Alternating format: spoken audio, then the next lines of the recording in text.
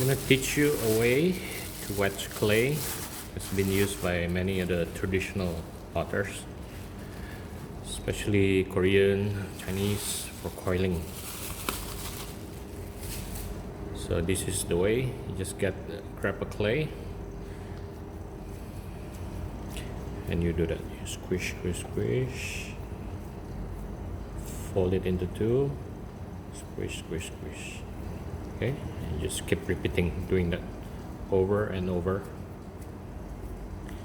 So the purpose of kneading or wedging clay, some people call it wedging also, it's to make the clay homogenized, which means all the particles are mixed together really well. The clay particles, they are more wet, and the one that's dry are all mixed together. It's also to get rid of any air bubbles that might be in the clay.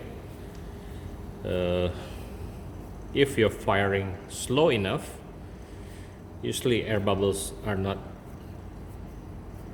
will not cause crack or explosion of your piece. But if you're going a bit fast, the air won't have time to escape through the little pores in the clay, and it might cause cracks and explosion. Okay, so this is wedging, and you repeat this about 30-40 times until you feel that the clay is all like nice and even, the smooth. There's no chunks, no part that is like really wet and parts that are dry. If your clay is getting too dry, has too much cracks, you can wet your hand as you're doing this, like that. Okay, and wet your hand over and over until you think it's enough to make the clay wet again. When you're done wedging, usually it takes about 30, 40, 50 times. The more you do it, the better. You can smack it around until it becomes solid like a ball.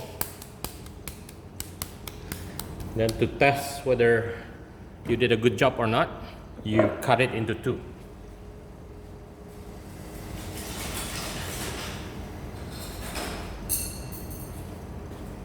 Okay, get a piece of wire or fishing line or cutting wire, and then you put the clay underneath like that, and you slice it and see the cross section. See, there's no air bubble.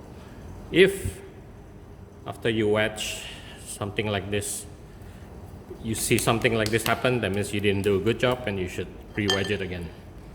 Okay, when you cut it and you see something like this, yeah, that's not good. Do it again, re-wedge the whole clay. Okay, that's it.